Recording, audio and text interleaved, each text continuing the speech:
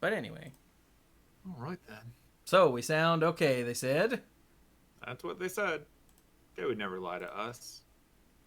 Well, I mean, he wouldn't, 'cause he's the one who's like, your stream sounds like ass. And I'm like, Thank you. okay, I'll fix it.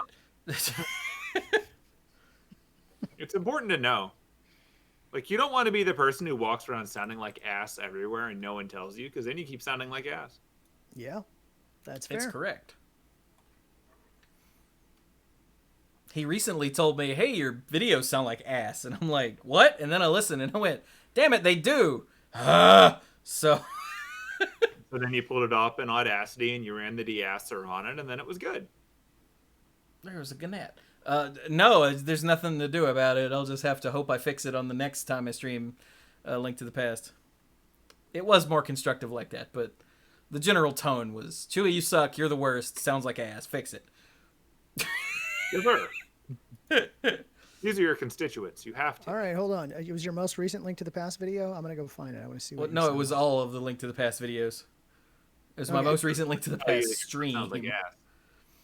Yeah, the game audio has a small echo, like immediately after it, and I never heard it, and no one else pointed it out to me. But as soon as he pointed it out, I went and I listened again. I said, "Oh my god!" Clues is currently ass hunting. Yeah, I am.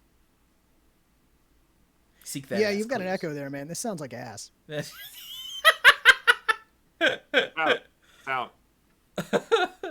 Thanks, Clues. You're welcome. Hi, Pinball. Hey, Pinball Witch. Ow. It's good to see you there. Yeah, Pinball. Yeah, there's. You can hear me because of a microphone. That's the trick. They're That not just just caught me off guard. Do you use a microphone? I'm like, yes. Fun fact: I have never used a headset microphone. I don't think ever.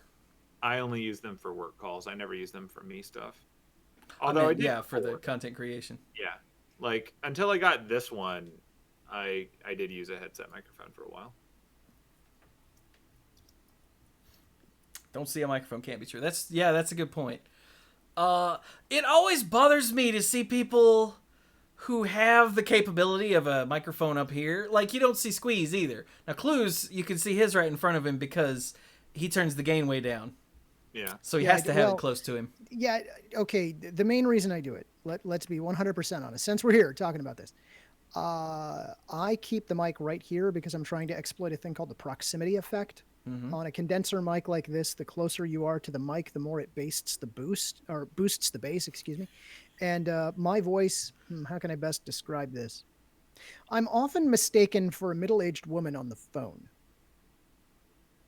That's weird. because I have no bass in my voice. You only hear it now. It only sounds like I belong on the radio because I'm exploiting this, not because that's really what my voice sounds like in real life. So you're saying you don't sound like Bass. That's correct. What, like Billy Bass, the singing fish? Yeah. Yeah, you don't sound like him at all. Thank goodness. Nor do I sound like Billy Mays. Although Billy Mays didn't even sound like Billy Mays. Yeah, I do have a very tenor voice range. When I was in college, I was in a choir. I sang tenor one, high parts. That was me. Whereas I just have a Yeti over in this area that just points out at me, but that's convenient for like when I get up and walk away. So I can yell at it from across the room. Also, Squee, a thing I've noticed is sometimes when you trail off like that, it's really hard to understand you. Oh, that's fair. There's always one person yeah. on the show who does that. It's Mike on the other show. Mike will suddenly at the end of a sentence, he'll just kind of sort of just trail off. I'm like, what? In your card gauge, here to help you with your mortgage. So yeah, Pinball Witch.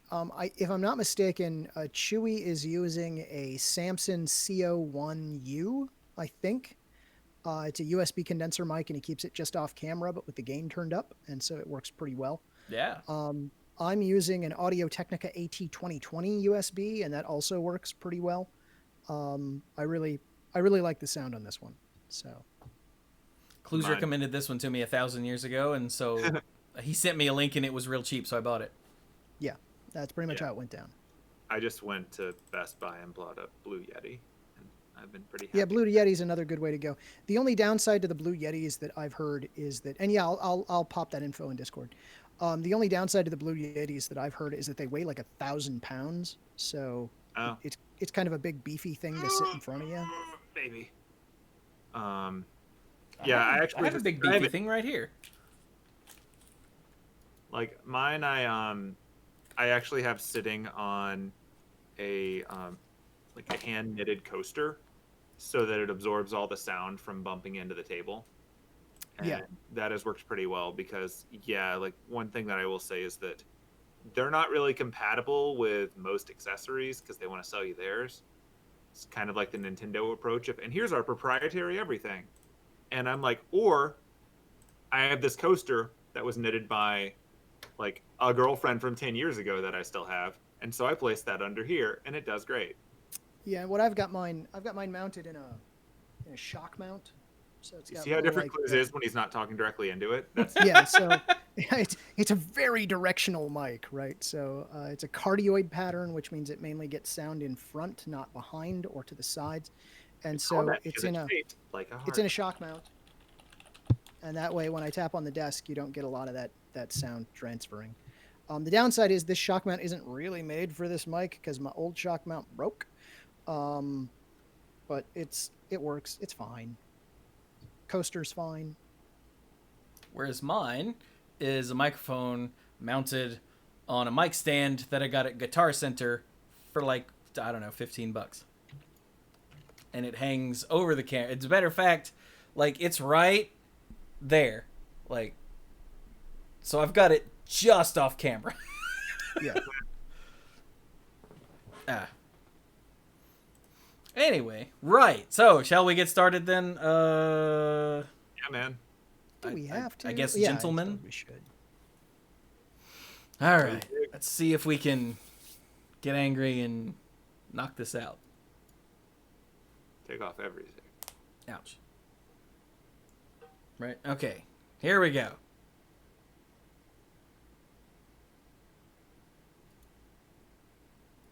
Ow, jam. Hello, everyone, and welcome to another fun-filled episode of Monday Night Magic. Here on... This isn't going to be fun, by the way. No. You thought last week wasn't fun. It wasn't. It was great for us. This week will be less... I'm going to say less angry, more disappointed. It's a different stage of grieving. It... Yeah. That might be the show title. We'll see. That is a good one. Yeah. Somebody write that down. So I'm Chewy. Right there. Like right there, Squee. Say something for the audio people. They still exist. Hi, audio people. And then way over there is Clues. Hey, hello, audio people. It's good for... I was going to say it's good to hear from you, but no, I guess it's good that you hear from us, but that sounds real arrogant. Never mind. Hello, audio Tell people. us you exist. I can't see you, so I don't know you exist. That's how object permanence works. Hit us up on the Twitters or head on over to the manapool.com and click on things at random. Anything. Doesn't even Anything at all. Don't bother to do that. If you're going to click on things at random, go to the YouTube channel. Go to the YouTube channel and watch a But not related videos. There's no telling what you'll find in there. And then Pinball Witch threw 10 bits and said, that's just mom for angry, though? When I said disappointed. It could be. I don't speak mom, but I do understand the mom language. Chewie is a mom whisperer. He understands what they're saying. Oh, I got to see mom today. She brought me food, and so I got to see her from across the parking lot. And nice. I didn't get to get a hug because I still have to treat myself as if I have COVID at all times because I still have to go out into the world to make money. Yeah. And man, now that restaurants and places are open up around here, even though they're at half capacity, it is scary to go into food places these days. Yeah, I bet. I went to a wings joint today and had to wait for, 10 or 15 minutes because it was a giant, like, $140 order. Yeah. And there were just so many people just waiting in groups and waiting outside and all sitting around tables and getting up and walking around. None of them wearing masks. And I'm going, This state jumped back to what they thought would be normal really fast, and that's really scary. So I'm just hiding in my home.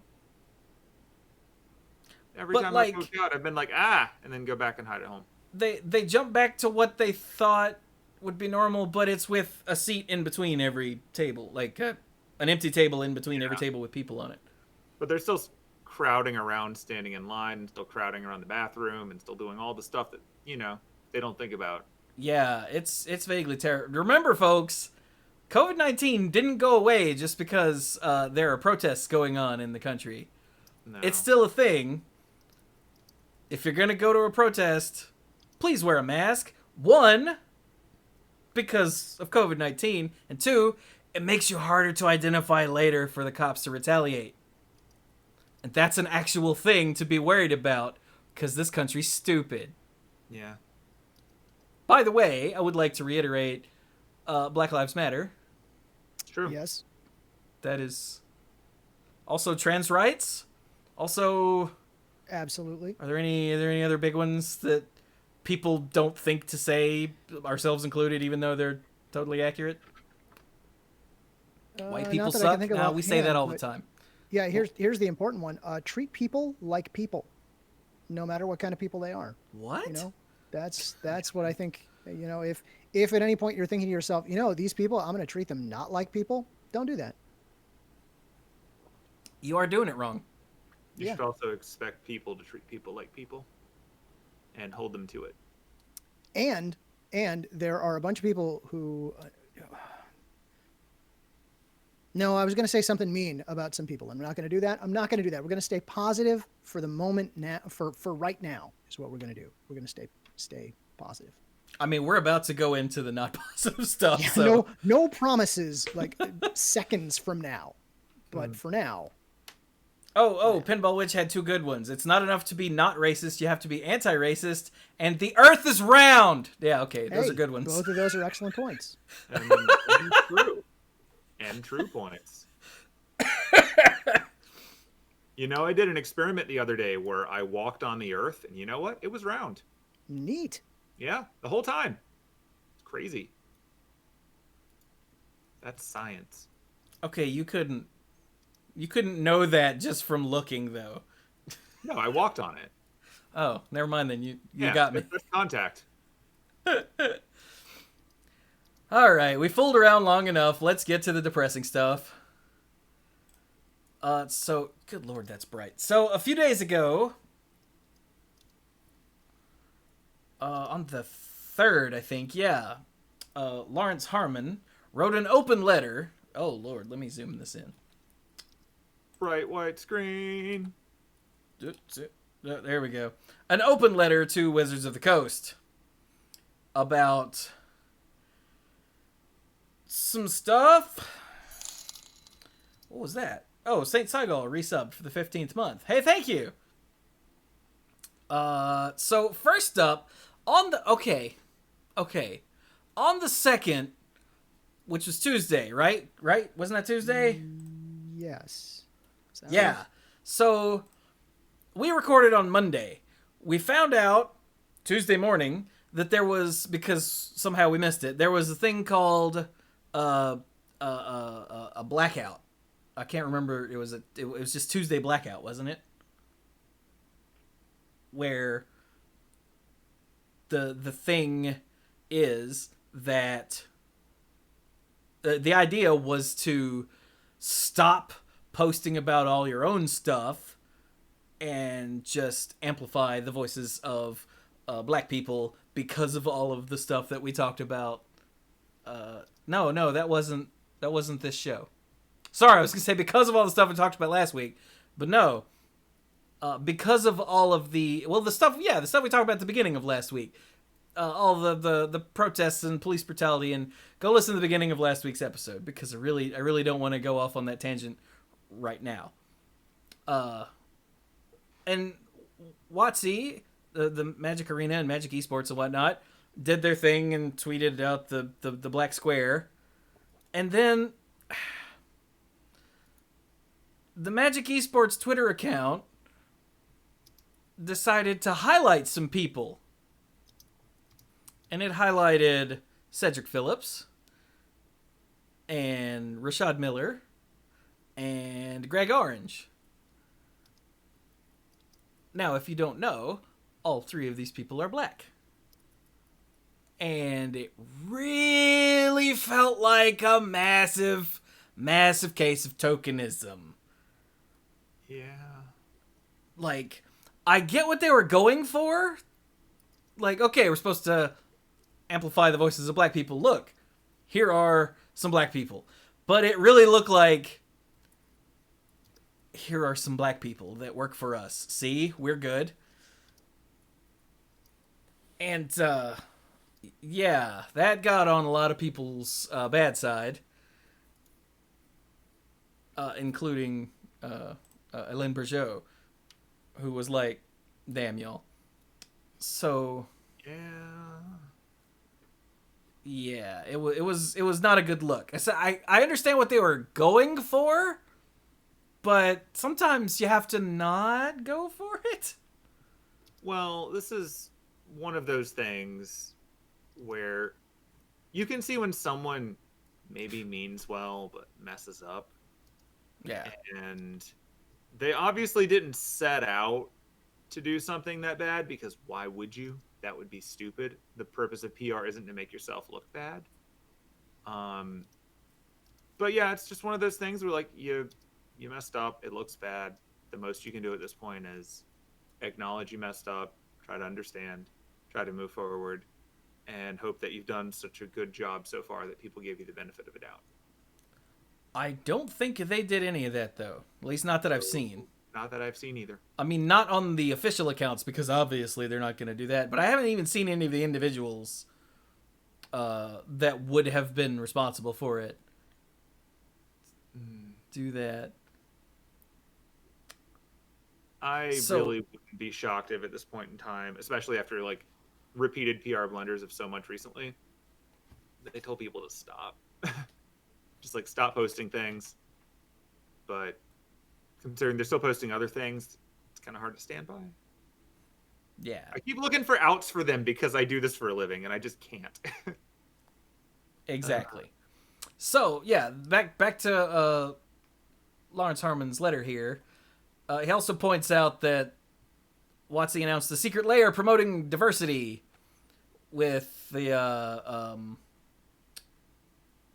International Women's Day thing. With what did he say here? Portraying one of the game's most recognizable white women.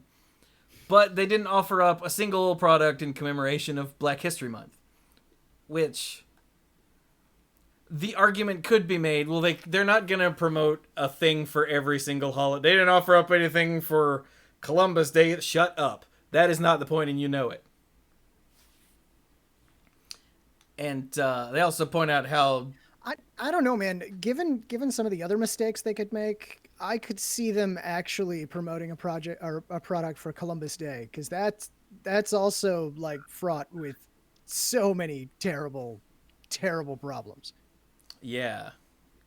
Oh. All right, let's go ahead and make the obvious worst case. They make a Columbus Day product and it's got smallpox in it. Oh. See, now that's an Onion article. So let's hope that never happens. Because a lot of Onion articles these days are turning into real headlines. The worst part is that it's actually just printed on the inside of the pack, so you don't even know till you've already opened it. Okay, see, that was... Wow. Damn. Yeah. How do you feel? You did that to us. Now I make you feel bad. Let's move on with our lives. Wow. Thank you for the bit, Spinball Witch. Why didn't they make an all forest / Dryad Arbor one for Arbor Day? Lawrence goes on to point out how all of the original, or most of the original Gatewatch people have, they're all basically white, except for Gideon, who only used to be white. I was gonna say who used to not be white. Weird. Yeah. He then goes on to point out that Tezzeret was the first Black Planeswalker since Teferi, and his story arc is grew up in an abusive household, found refuge in street gangs, starts an underground criminal organization, teaches the white guy everything he knows, is crippled and left for dead, and is then enslaved by Nicol Bolas. Yeah. And his name in canon actually means improvised weapon. Come on, WotC. And these are all just explanation or examples of the... For a company that says, hey, we are all about diversity, they're really not when it comes to black people. And like he goes on to point out how at the Mythic Invitational there were what did he say? 2 black people playing? Yeah. And they passed over Greg Orange for a spot in the was it the MPL when they were made available, even though he was the let's see, he won the 25th anniversary Pro Tour. He was one of the highest ranked players in the world. You know. And all of this just stacks and stacks and stacks and stacks. I feel like I missed something. It's on the stack. Oh yeah, issues with racism in the judge community. So yeah, there's just a lot. Like, can you name 2 black Magic players? I can't, but I can barely name any Magic players, so I don't pay attention to that sort of thing. But the people that do were having troubles, and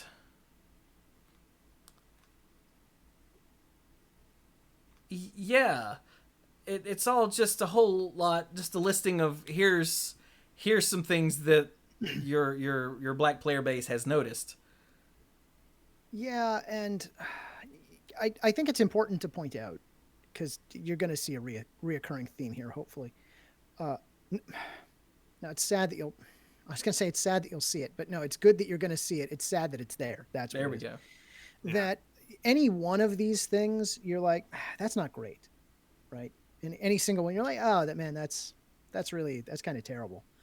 But when you've got all of them, right, it starts to become a pattern that you see. Yep. Just a general trend, and a troubling one at that. It's true. He also finishes with, P.S. I swear to God that I had better never see Jace in a dashiki. And there were a lot of jokes made on Twitter that somewhere someone is looking at a secret lair file and going, oh no. When the Jace card comes out where he's wearing a Sharpied on suit, you'll know. That'll be it. It's going to look suspiciously like, one of the artist altars, because they will grab an artist nearby and have them draw like a little bow tie on it and make him James Bond Jace. Also, this was his postscript with a tweet that was going around Twitter. Thank you for your Black Lives Matter graphic. May I please see a picture of your executive leadership team and company board? Because I think we made fun of the brand things that were happening last week. Oof. Yeah, so this is pretty good. So that was on the 3rd. That raised some awareness, and he said on Twitter that he was contacted by someone from WotC almost immediately. He never said why or for what, but or if he did, I missed it. And then this morning happened. Hey, look, it's this morning. And why is this? Oh, it fixed itself. Thanks, Google Docs. So yeah, then this morning happened, and we had this giant article by Zame Beg, who I've been pronouncing his name wrong. But his Twitter account says name is pronounced Zaym, so Zame, right? Oh, I did not know that you did not know how to pronounce that, because I know Zame. You could have just asked. Oh. I might not have ever said it out loud, but in my head I was pronouncing it wrong. But if I did, I'm sure I'd said it out loud at some point. But yes, thank you thing at the top. Okay, so so the first one was about the lack of diversity and the sidelining of the black player base, right? Yeah. In Magic. Just, this is this is an article written by Zame, and on Twitter I think he said that Wizards of the Coast is unequivocally racist. And when I read that I went, oh, because I have followed Zame on Twitter forever, and I saw that. I'm like, I bet this is worth reading. That's not something that would be said casually or sarcastically without a lot of thought behind it.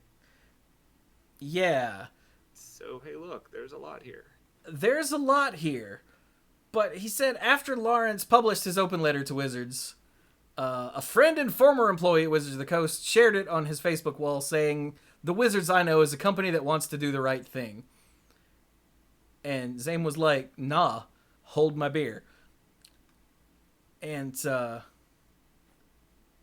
there's just a lot here. A black writer messaged Wizards about asking about writing openings for 18 months and was told they're not accepting new writers. And then they continued to keep hiring white writers while this was going on. The time a black person interviewed at Wizards and started off the interview being told, "I've never had this many internal recommendations for a candidate before," and then 3 minutes later, "You're not really a culture fit here." That doesn't even make sense. No.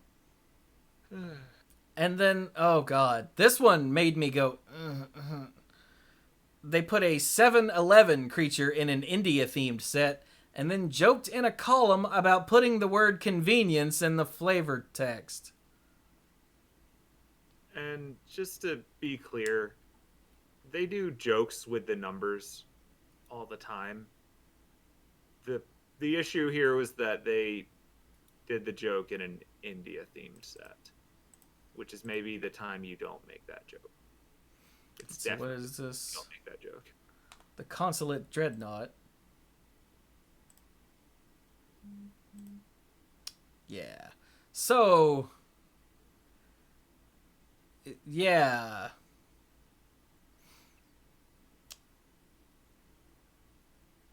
And they're just a bunch of these, and I know who some of these stories are referencing, but since Zame didn't name them, I won't either. But I saw a lot of this being thrown around on social media sites by the people that it happened to. So he's not just making this stuff up. No. Just in case anyone's like, So there's a lot. Yeah, this article is long, and it's a really hard read, but I really think people need to read it. Like every company that you've ever encountered probably has issues, and you wouldn't necessarily know it right away. And everything the company does publicly is going to downplay any of those issues. But that doesn't mean you shouldn't know that they're there. And here is an opportunity to see it from a completely different perspective. Now, statistically speaking, there's a really good chance that if you're watching this or listening to this, heck, if you're a Magic player, there's a really good chance, and this is a sad thing that I'm going to say here. It actually grieves me to say this out loud. There's a really good chance that you're white and you're a dude. Is just most of Magic's base tends to be that.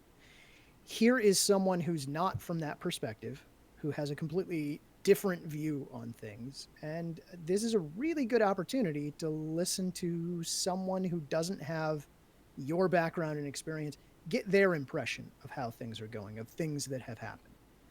So it is totally worth your time to go read this, and we cannot possibly do it justice as we discuss it, because again, we're 3 pushing middle-aged white guys. So Are we just pushing it? well, I'm definitely there. I wasn't going to be mean to you guys and say that you're yet. I don't know when middle age starts, but if I'm not there, Yeah, I'm as near I'm as I looking can at it in a minute. tell, like right after college, I think. Oh, right, that thing. So does that mean you get Yeah. younger if you go back? If you go back to college, oh no good can come of that. Okay, just checking.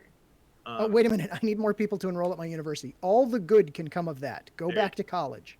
Cool. One thing that I want to note here is that in this long list of things that are going on here, it's understandable to say that they maybe didn't realize what they were saying with some of these things, or what they were doing, or how it was being perceived. And like, I believe them, but on a much bigger point, when you have a homogenous staff, you will never catch things like this. If your staff is mostly, the same kind of people, they'll have the same general cultural experience, and they're going to not catch these things until they're in public and they come into contact with different people. There are a lot of reasons that you should diversify your organization beyond just it's a good thing to do. Like, there are very practical reasons for that, because they're not going to like focus test everything that they produce by a wide variety of people, but they will show them to a lot of people internally who are already working there. So just keep that in mind if you're ever in a business position as well. You benefit greatly from diversity on your staff, and they'd avoid a lot of these headaches if even one person was there who both could tell them these things and was comfortable telling them these things. And that second one is the important bit. Yeah. You have to create that culture, or you're going to suffer exactly what we're looking at right now. And it has to be sincere. And again, a lot of these things, you could see one of them and go, well, that's not great. But when you see all of them, when you start to see a pattern, right? It's frankly depressing is what it is. Yeah. And Zame goes on to point out how that if you rock the boat, then you don't get hired, or you don't get promoted, or you get let go, or you don't get converted from a contractor to an employee. And yeah. He also points out how community leaders can't speak out about things they feel are unjust because they know if they do, their equity plummets. And yeah, pretty sure that's right. Just judging on the number of community leaders who didn't share this today, like, I will give Evan Irwin. What's the show that's Evan and Ruben and Aaron? Mike's. It's completely fallen off of my brain. Yeah, Magic Mike's. Magic Mike's. Thank you. Yeah, they did talk about this today, and I did, but I'm nowhere near that size. And now we're going over it more in depth. But we're already not getting preview cards and don't care. And if, you're in the hypothetical scenario where that was spelled out, you can have a preview card every set. As long as you don't talk about these things, we still wouldn't have preview cards. It's not how we work. That is also true. I mean, especially when it comes to Chewie, it's really hard to tell Chewie not to talk about something. Yeah, really hard. That is not how we function. We've had many, many, many times we're like, hey, Chewie, maybe we don't do this thing. And he's like, no. Yeah. Like, And it's similar with us too. It's just like Chewie's the fun one to pick on. like smaller community kerfuffles, we just whatever, no one cares. Like the Reddit thing that happened with Ellie of the Vale. We don't care about the Magic Reddit, and you shouldn't care about the Magic Reddit. Reddit's a horrible place. The Magic Reddit, sorry, is a horrible place. So we're just not going to talk about it on Monday Night Magic. But this is not a small community kerfuffle. No, this is like so many other things, putting a spotlight on a whole bunch of things that we've either not been paying attention to or we've been just sort of looking away from. And they're all in one place, establishing a bunch of things. Like, these are good points. And even if every single one of them was a massive coincidence, that's a sign that nothing is working to avoid these things. Look, here's a statement. Well, a statement. Here's a story from Elaine Bergeau, who said, "I've been reprimanded for expressing personal opinions on Facebook. To provide more context, someone was expressing their frustration about a decision in Europe, and I commented something like, 'Not my call, this is a local decision.' Screenshot of my answer was sent to my boss. I got scolded for not playing team." That's a real thing in a lot of companies, by the way. Yeah. Just to mention that.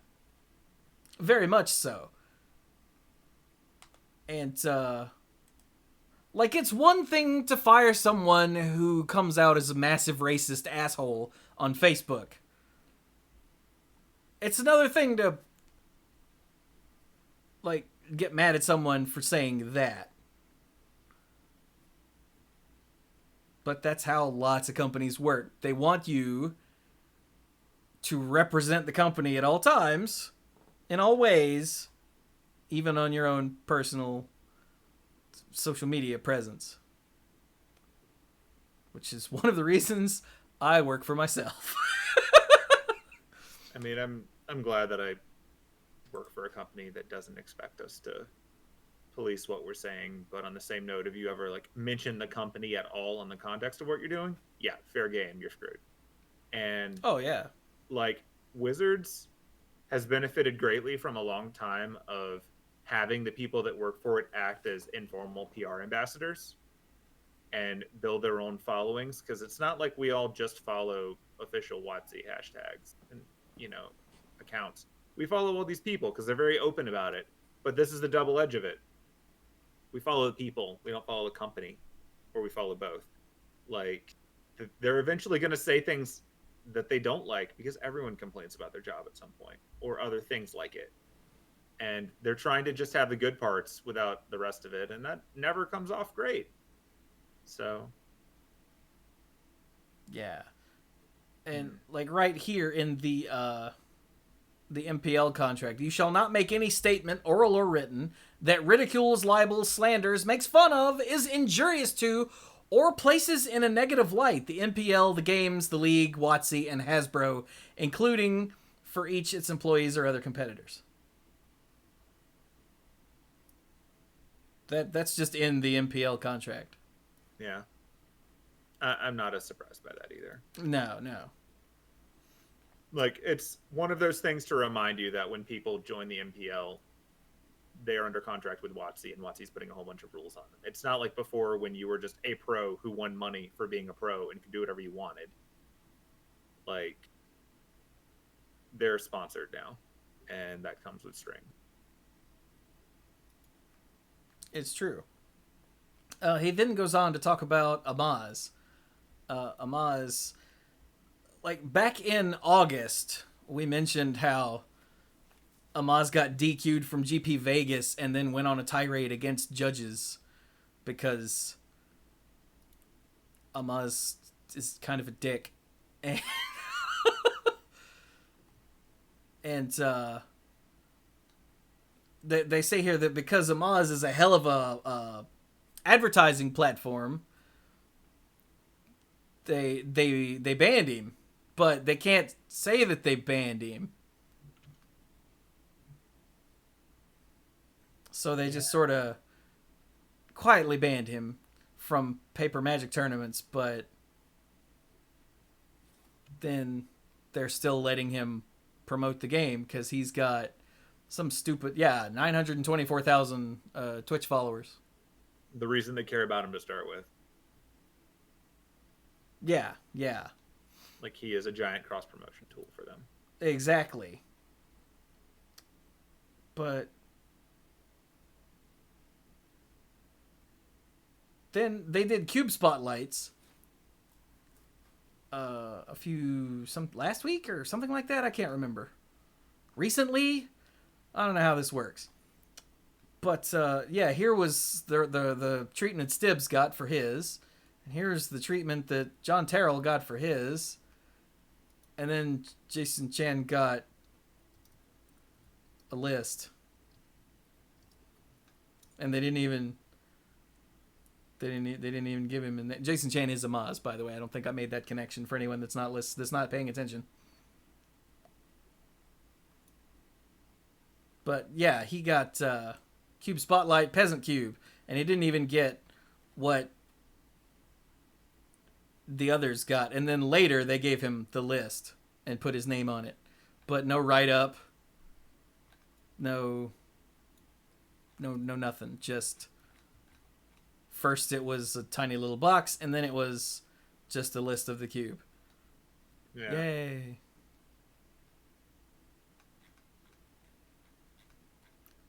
Which is terrible. Yeah. I'm not entirely sure what this has to do with his overall thesis, though, other than Amaz is Chinese. I mean, they're kind of downplaying him, but still need his audience, right? But yeah. Oh, this is an example. Okay. This is an example of WotC having the power over people so they can't speak out. Because there's no accountability. Says, of course, he can't say anything to advocate for himself because gaming is his livelihood, and he can't bite the hand that feeds him even when that hand is exploiting him. And since Wizards shadow banned him because lol transparency, he can't even defend himself along that axis or provide any context. He just has to smile when they crap on him. That's why. It was an example of WotC exerting control over people. Because there's no accountability for this sort of thing. And isn't it also interesting that they no longer list the suspended players? Right? We used to have that list. That was the thing you used to be able to get to. That is, yeah. It told us who and how long they were suspended. Yeah, and that information is no longer accessible to the general public. And didn't we hear some rumors that these two things were related? Yeah, there's speculation. There's no proof on that one. When did that happen?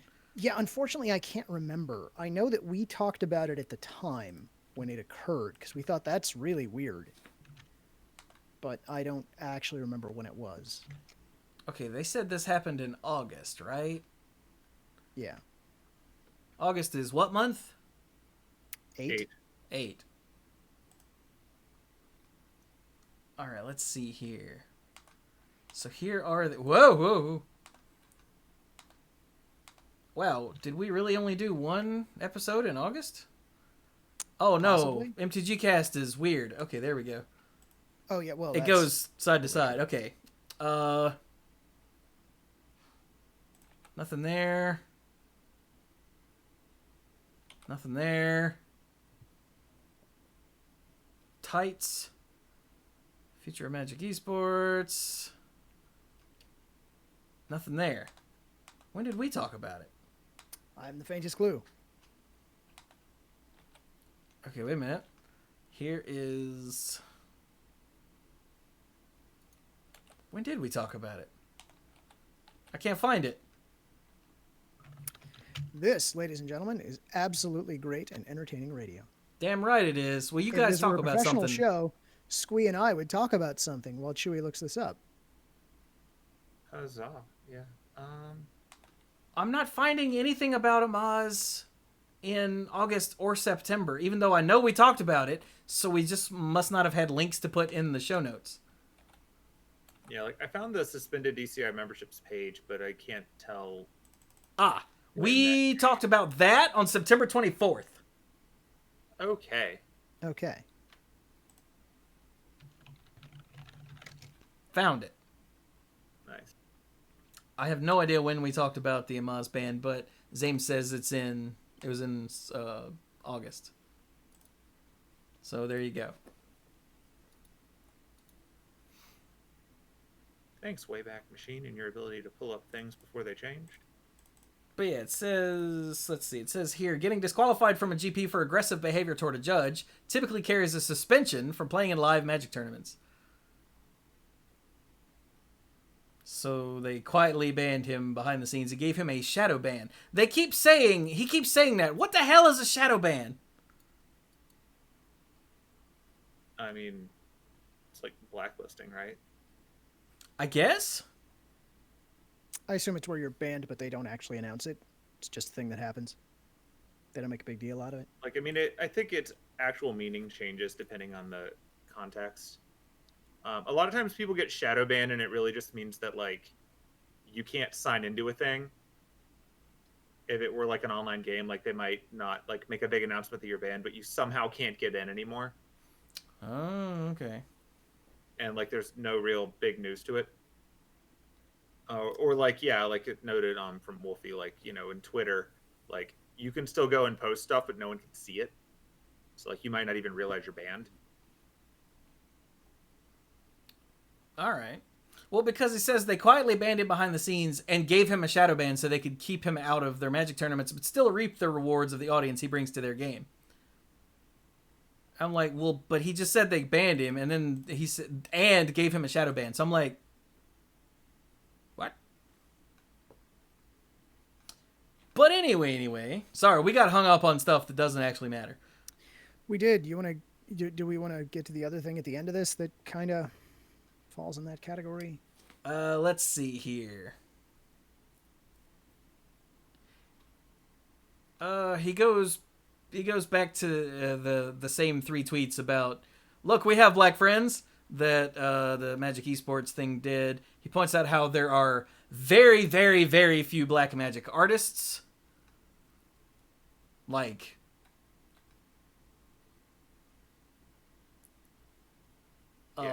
Marco Nelor, who is a black Magic artist, says he's heard 2 numbers, 1 and 4. Not sure which of them is true, if either is. But the circumstances in which I found out were pretty straightforward.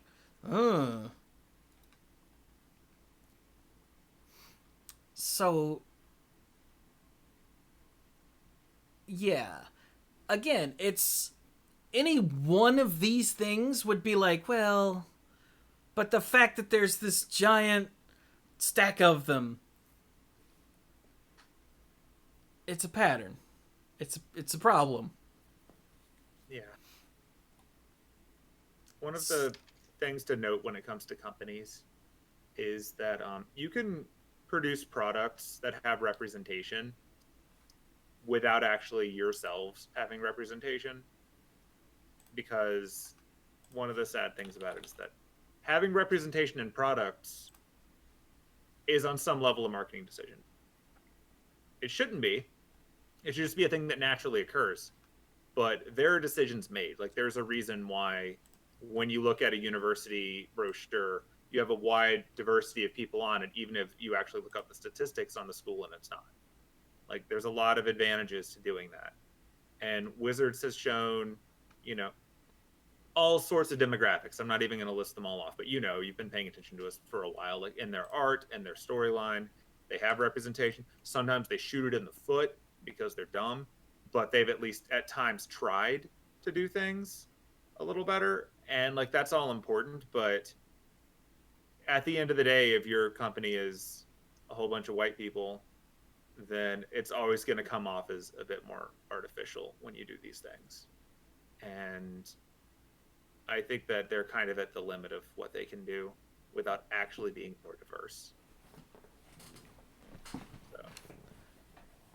Yeah. So, Zane ends on a thing here in his article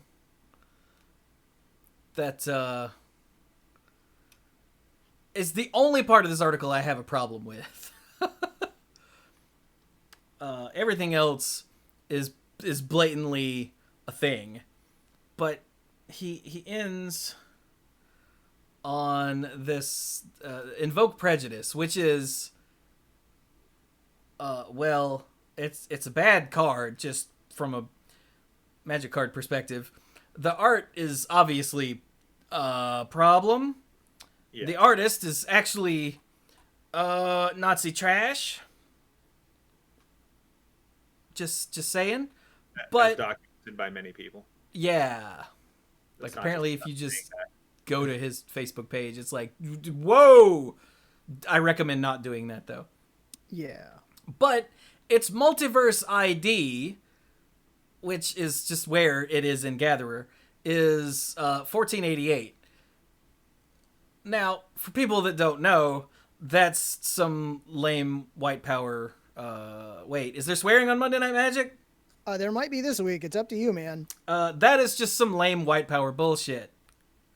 That's fair. But the fact that Universe ID or Multiverse ID 1488 goes to Invoke Prejudice has a lot of people going, I bet that's on purpose. And I'm going to go out on a limb that's not a limb and say it's not. It's just not. It's an amazing coincidence. And if it wasn't a horribly racist thing, it would be a thing we all laugh at. Like There are other numbers that we laugh at. Like if the art for Octabi or if Octabi orangutans with the original art with the monkeys having sex was like Multiverse ID 69, we'd all be like, we just would. Don't lie. But the way, so someone has already looked into this. Eric Lands or Landis? I don't actually know how to say Eric's name. Figured this out that limited edition alpha had 295 cards, and then you add in I don't know why that just changed. That's weird. Then you add in beta and it jumps to 597. You add unlimited, it jumps to 899. You add Arabian Nights, it jumps to 991. You add Antiquities, it jumps to 1091. You add what's Rev? Revised, it jumps to 1397. And then the way that they were sets were entered into Gatherer way back then were, it was like alphabetical by color name. So artifacts were first, then black cards, then blue cards. So if you go 29 artifacts, 43 black cards, and then this is the 19th blue card, you get 1488. It's just an amazing coincidence. It's a bad coincidence, but it's just a coincidence. Don't go putting on your tinfoil hats.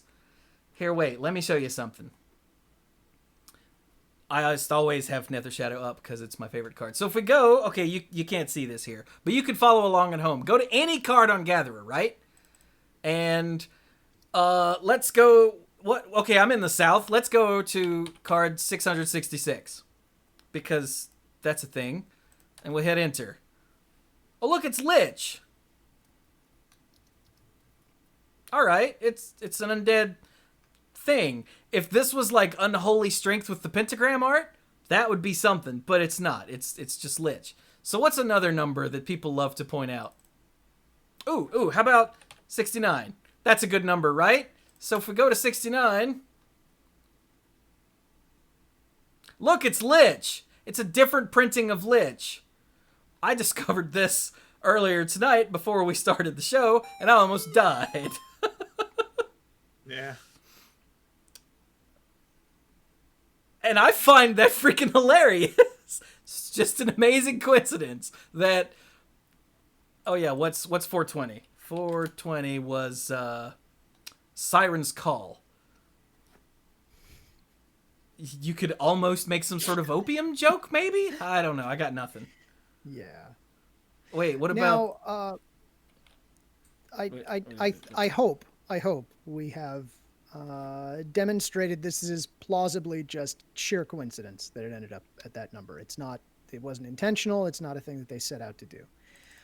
I'll also note that the card itself and the artwork are both problematic, but at least back in the day, I don't know exactly how it is now, but back in the day, in general, the artist did not actually know the art for the card that they were doing.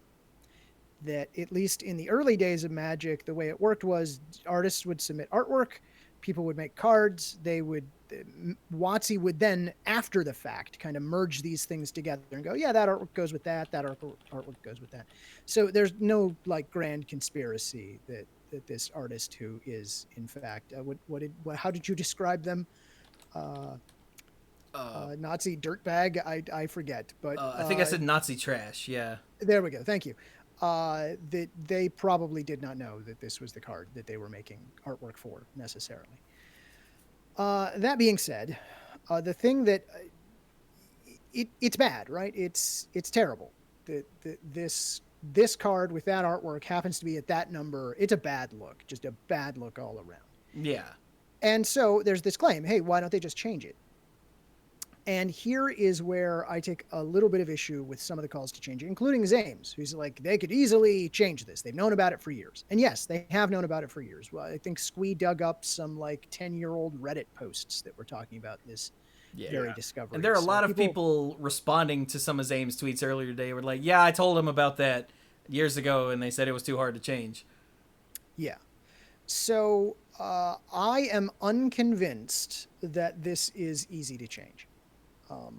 Gatherer, I believe it is a minor miracle that Gatherer continues to function. I suspect it is held together with dental floss and chewing gum, and that if there's anything that's working in Gatherer, they don't want to touch it, because if they touch it, it could break a bunch of stuff.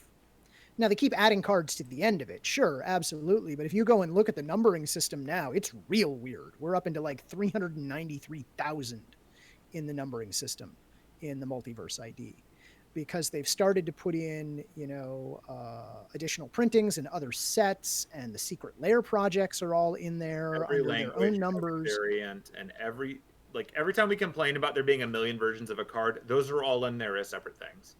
Yeah. So they're all in there. All those variations are in there someplace. You may not be able to get to them or find them very easily, but they're in there. So in theory, they could go in and they could make it so that every reference everywhere to this card that tries to get to that Gatherer entry, because it's probably hard-coded into a bunch of old pages, although they've never really shown that much of a dedication to keeping old pages running, have they? How about that? About that DCI number? Remember Planeswalker points? Oh, good times. There's a good chance that if they went and they tried to change things, that it would have unforeseen consequences, and they don't want to. For that matter, changing it would draw attention to it. And I'm betting that someone somewhere knows and is continuing to hope, as long as people don't make too much noise about this, it'll be fine. We'll just leave it. Just don't worry. It's a thing that happened in the past. Just leave it and move on. Now, whether that's the attitude that we, as Magic players, should take, that's totally up to you. Okay, I'm not going to tell you what to think. If you think this is a problem, let them know. I am highly skeptical that they'll do anything about it, and if they do, I'll be happy to admit that I was wrong. But, yeah, I would describe their back end as fragile. Like, they could just add something to the Gatherer page for that card, blur out the art, swap out the art for something else with a little thing that says, we don't want to show this art to anyone ever. Something? Pop up that old, Warner Brothers, this is offensive, we're sorry, but here it is. They could just break the art. What if they just removed the image from the back end? So what I think we're really running into is the case of how big a priority is addressing this versus how much of this is a thing that occasionally popped up on Reddit every few years of someone going, hey, look at this thing. And everyone's like, yeah, we know, or they don't care. And that's just probably hasn't been a thing. But obviously as people raise more attention to it, it's going to become worth the trouble to do something. And we may finally be at that threshold. They can't fix it. We're just saying it might be harder than it's been worth doing. from their standpoint, which might or might not be right. Like, I don't like it. I didn't even know this number was a thing. I had no idea. That's not something I was aware of. And now that I know it, I'm like, that really sucks. I hate that that happened. Yeah. But like, in the interest of, if this is something that someone could knock out in 5 minutes, they'd probably do that. But I don't know. Like, the fact that we are still operating on like a TI-84 to run big tournaments makes me think that they probably don't know how to fix this. But for you youngins listening, a TI-84 is a calculator.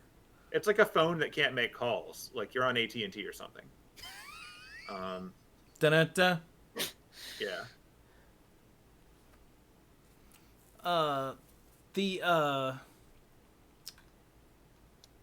While we're spreading knowledge, so anytime you see that number somewhere, there's probably, when it's not part of a database or something, there's probably a douchebag attached.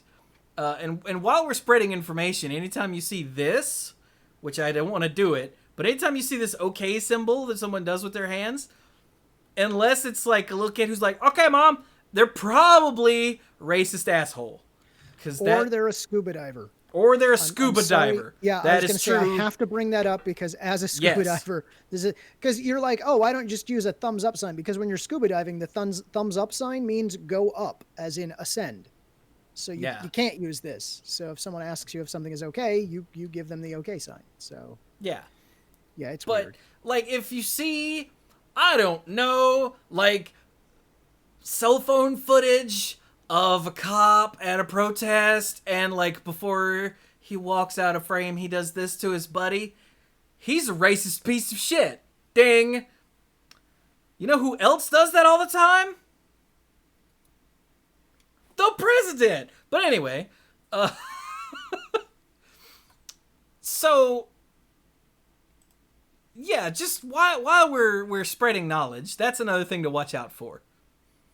That's been co-opted by the worst kind of people. So, great. Yeah. Nobody take a screen cap of me doing that and use it out of context, please. Yeah, there's a reason I didn't actually do it when I talked about it. Because I hate racists. Correct. Oh yeah, the Cube Miser points out, when it's racist too, because they're always trying to hide it. See? But okay. So let's talk about what we've talked about already this episode. So we've got a lack of diversity in Magic, mistreatment of its black player base, and a lot of stories about WotC being racist. But then we have an amazing coincidence in the day. Like, if you're gonna be mad at Wizards of the Coast, I keep saying this to people. If you're gonna be mad at Wizards of the Coast, be mad at them for some stuff they actually did. Like, don't go making up stuff like the Invoke Prejudice multiverse ID. Like, there's so many things to be mad at them for that are tangible. See also earlier this episode and most of last episode. So, okay. Are we done being mad at WotC for a minute? Probably not.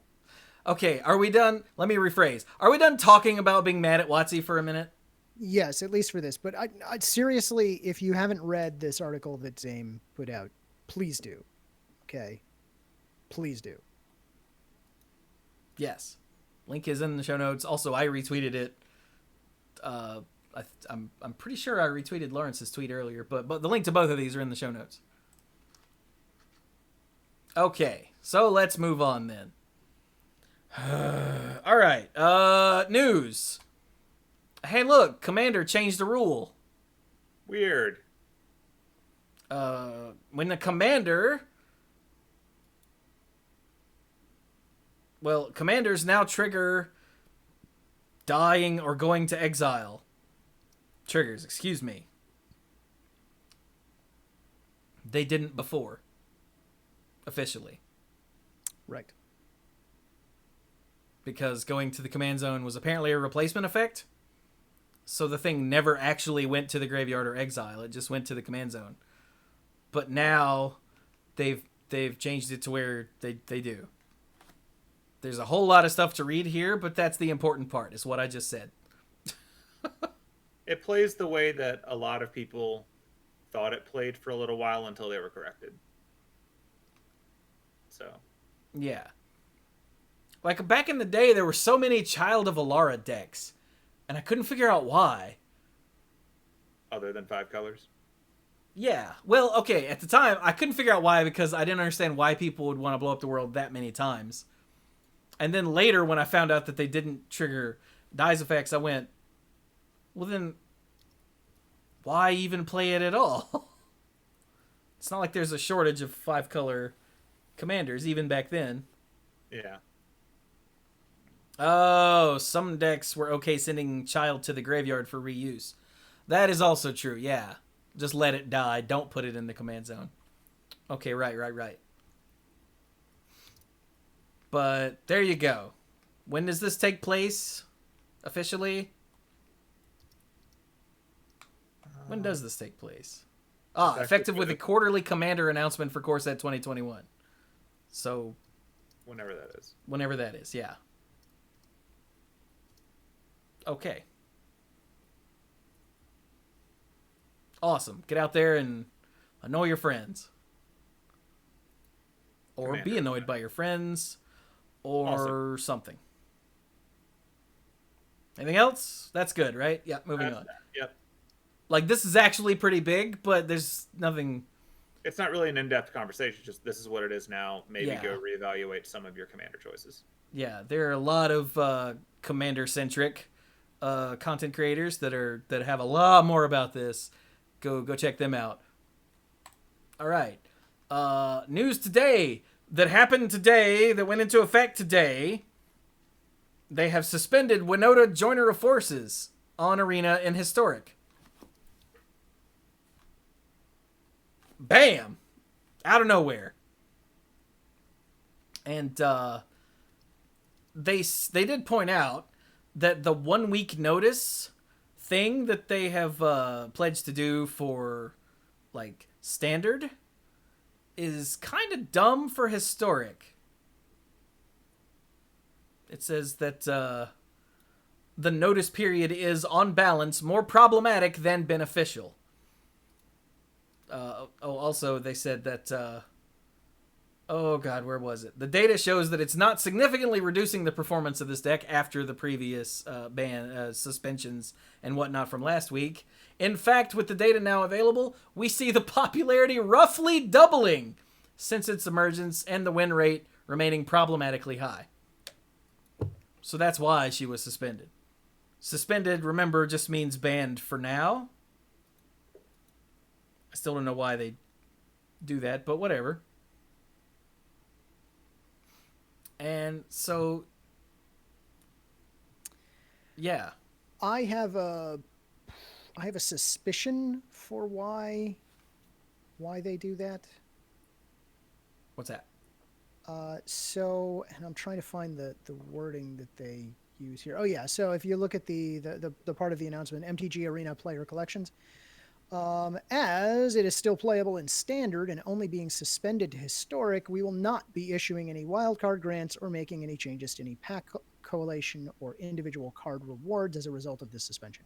They would have to change more things on the back end, and they would have to give people wildcards for essentially removing the usefulness of a card from your collection if they actually banned it. So what they do is they suspend it in certain circumstances, and then if they decide, okay, no, this really should get banned, then they'll go through the trouble of doing the other stuff. Yeah. I don't know. I've seen a lot of people say things about Hearthstone like, well, how come they don't ban this card? Because then they'd have to give us a bunch of dust. I don't think they care. But in this case, I think Clues is right. It's more work. Yeah. I mean, it's not that they are trying to keep wild cards from you. It's that it's more work. I don't think they want to deal with the pack collation primarily. Yeah. That sounds like a pain. Probably, maybe. Yeah, all of it sounds like a pain. True. So yeah, they're like, Winota's too good in historic, so we're gonna get rid of her. And look, speaking of Gatherer not working, look, it doesn't even... The auto card is still broken on their website for some reason. Yeah. Do they know that? I haven't told them. Oh, hey, that's a fair point. Magician in the chat says it's also because the historic format is growing backward, and it might end up being fine once the rest of the cards are added. That's actually a fair point. That they could ban it, but they just have to unban it, or they just decide to unban it later, and then they went through all the trouble of changing pack collation and card rewards for no reason. Hang on, I'm telling Blake. Oh, about the card. Like your website's bad. Does it work for anybody?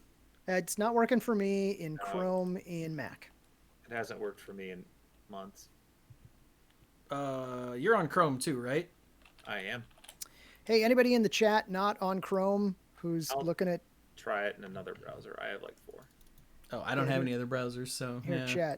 Chat, go here and tell me if the hover over the card name gives you a preview of the card in whatever browser you're in. If it does, let us know. In Firefox. I could try Safari, but it's a garbage browser and no one should ever use it. Speaking of which, I'm testing it in Edge now.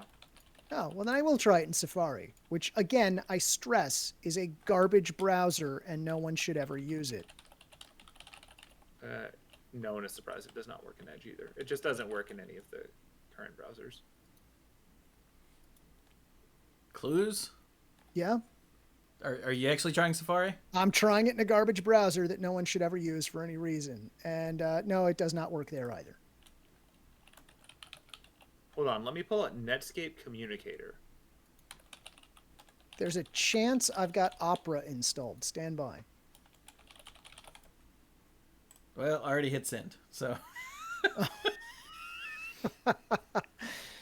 That's okay. I do not appear to have Opera installed at present. I'm sorry. It's probably better that way.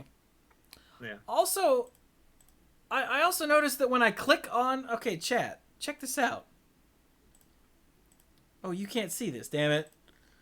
When I click on the link to Winota, it takes me to a Gatherer page that said details.aspx ? Name equals. It doesn't take me to the multiverse ID. Oh, it does take me to the correct one. Oh, I'm looking. Oh, no, I see what you mean. I see what you mean. Yeah, they're all going on name. But if you search for Winota in Gatherer, her multiverse ID is 479736. Huh. Yeah, that's bizarre. Yeah, they're all just going off of card name. Well, that's gonna bite them. Can't wait till they go back to Ether. I just wonder why it has 2 functionalities.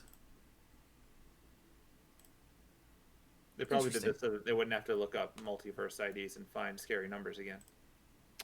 Yeah, it's probably so that if you know how it works, you could build the URL without going there, if that makes sense. Right, so you don't need to know that number, you just need to know its name. That'd be my guess. Yeah, it could be. Now, which version you get, who knows? But who knows? Yeah, so AutoCard doesn't work. Bad. Oh well. All right, moving on. All right, moving on. So the SCG Tour is back, and they're doing the digital thing too. It's going to be the SCG Tour online. Look at that logo. Isn't that adorable? Logo looks like a paper boat that would get you killed by a clown. Wow. We all float down here. I didn't even see those movies. I'm sorry, Squee. That caught me off guard. So with the clown. Watch out. Yeah. Absolutely. So yeah, there's a lot of details here. If you are interested, Yeah. then by all means go check it out. But I'm not gonna sit here and tell you how to Star City's online events work. But Yeah, their challenge period starts on Wednesday. That's the thing that you need to know to go look it up now if this matters to you. there you go. Let's see. You need 10 online points to get to the online championship qualifier, and then you need 100 online points to get to the SCG Tour Online Championship. Okay? Okay. Ooh, will it have coverage? I don't know if it will have coverage. Join us on Twitch for live video coverage of all 4 SCG Tour Online 2020 Season 1 Championship qualifiers and the SCG Tour Online 2020 Season 1 Championship. So, yes, Nice. it will have some manner of coverage Yes. on Twitch. So, do you like competitive Magic? Do you like playing Magic online? Then this might be a thing for you. Do No. you like share the This screen is over Arena. Discord?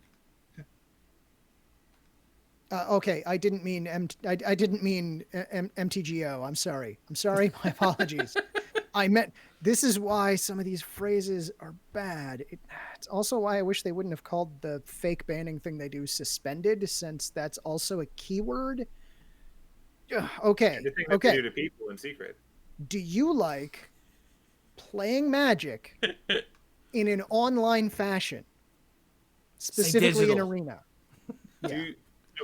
Do you like playing Magic the Gathering, surrounded by cheering people who are shouting at you and demanding that you fight the line in front of you with a spear?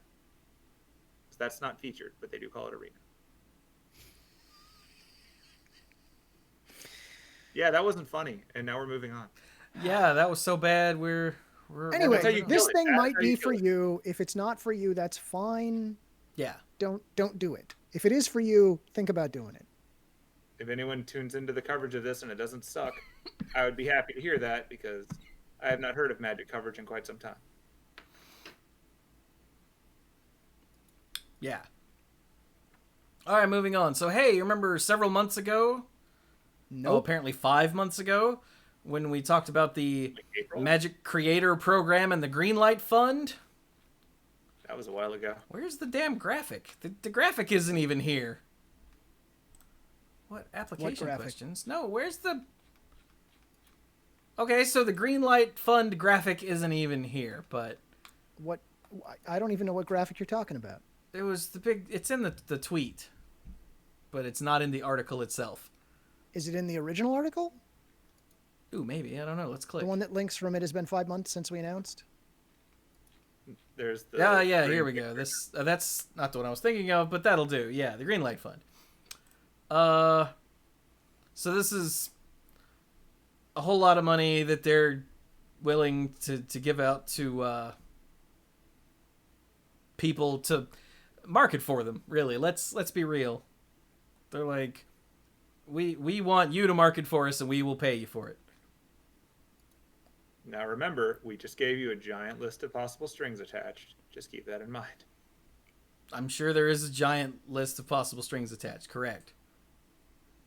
But yeah, any sort of show, whether it's a...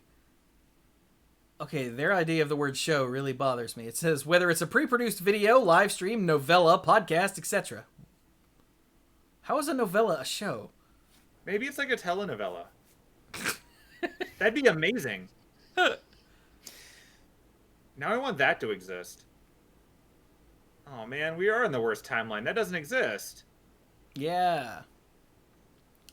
But yeah, if you have a crazy idea for some sort of magic thing, you can submit it, and if they really like it, they'll give you some amount of money to make it happen.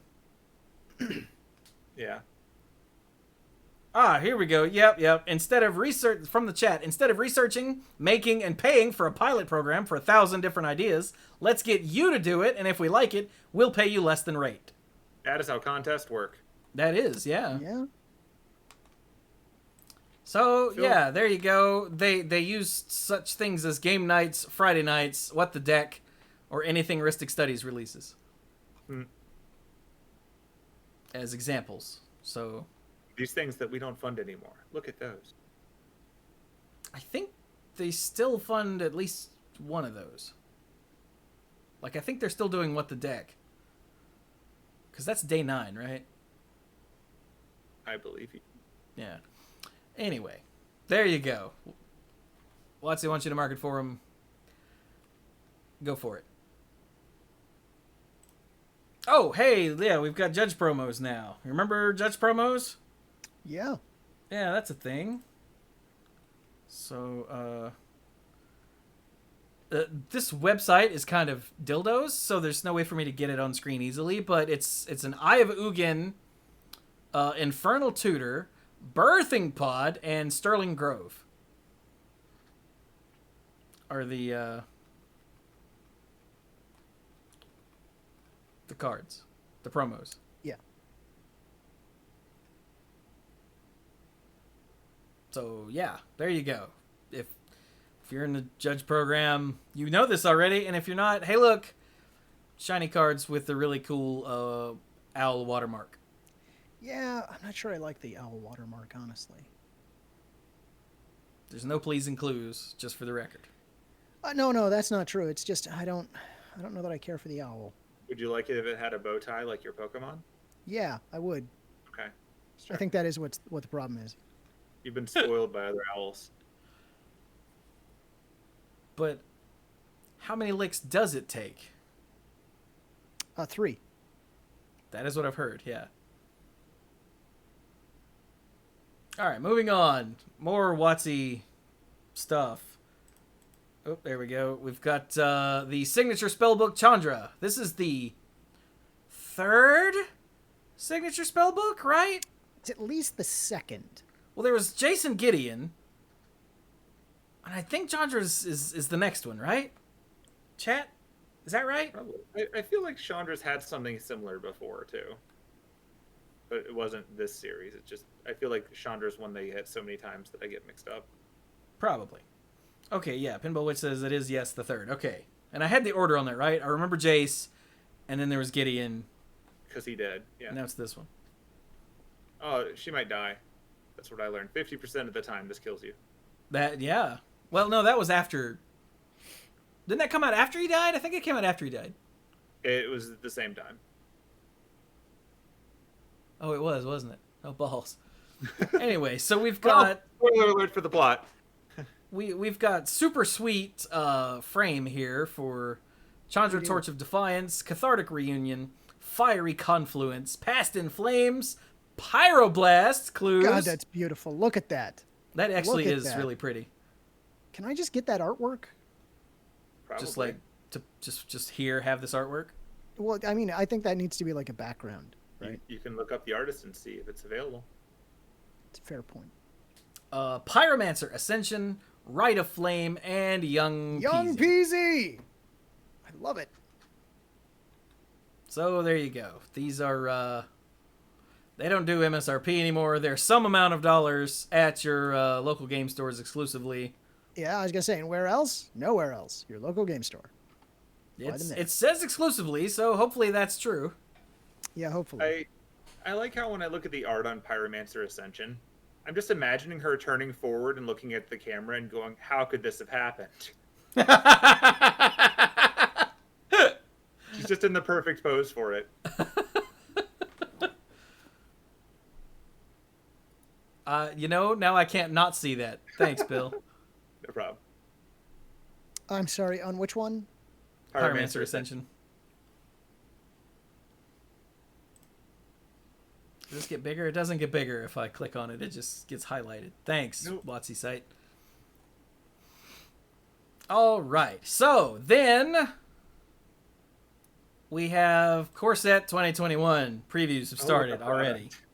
Oh, good. God help us all. I was afraid that there wasn't another thing. Yeah. So here's the product overview. We've got draft boosters, of course. Naturally. We've got a Buy a Box promo, which are... Oh, I didn't realize that Rin and Seri Inseparable was the Buy a Box card. Oh, that's a bummer. Look, it's a dog cat. And they're adorable. And I'm gonna throw up. Yep. because they're so cute. Okay. Collector boosters, of course, because you gotta have and there's the normal graphic to show you what the hell's in a collector booster. And now there's another product. Oh dear God. Welcome boosters. I didn't look at this beforehand because I just didn't. Okay. These boosters fill the slot previously occupied by welcome decks. Oh. Each M21 welcome booster is exactly the same and contains a little slice of what makes Magic awesome. They have legendaries, Planeswalker showcase cards, and more. They also have double-sided helper cards. But it's a booster, not a deck. Yeah, and there's my problem with this particular piece of this. I mean, I've got problems with other pieces of this, but with this one, if I could just complain briefly. Can I complain? I'm pretty sure I can. I believe in your abilities. I've seen you do it. Yeah, I have from time to time. For those who don't know, what got me into Magic was one of these welcome decks, right? It was a little 30-card deck. It was filled with red cards, no surprise. It was filled with goblins, no surprise. And that thing is what started me in Magic, period. Without that in my hands, I never would have gotten into Magic.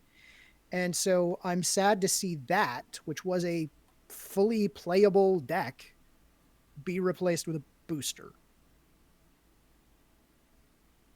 It's sad. And the fact it says they're all exactly the same. Yeah. It's just a very strange product. It's weird that they call it a booster. But they are available for free, so that didn't change. It's just less free stuff to give out, I guess. Yeah. Because bottom line, see last week's episode where we spent a long time tearing into WotC for wanting all the money, not just some of the money. All right, Planeswalker decks are back.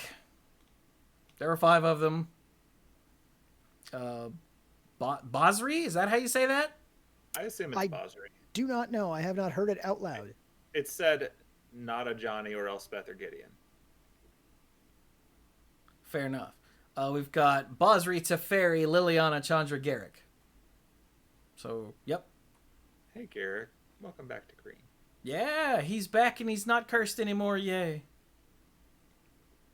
And then there's the Magic the Gathering Arena Starter Kit.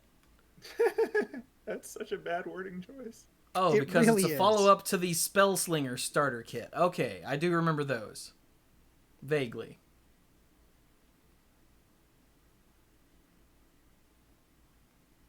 Okay, it says the Spellslinger kits were designed to teach the game with inserts, but we've learned that sending brand new players to the MTG Arena tutorial is a much better experience for them, and this product leans into that fact.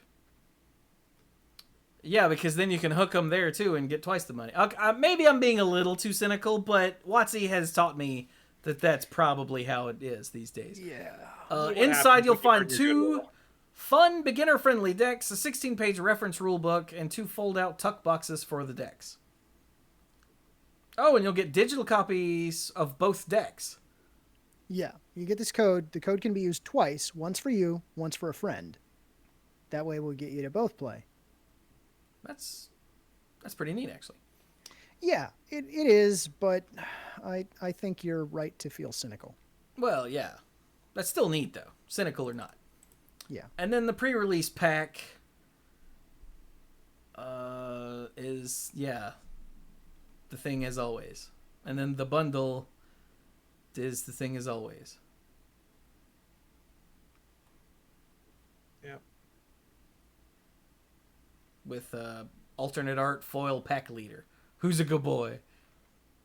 I appreciate that they're all dogs now. Although my understanding is not every hound is becoming a dog.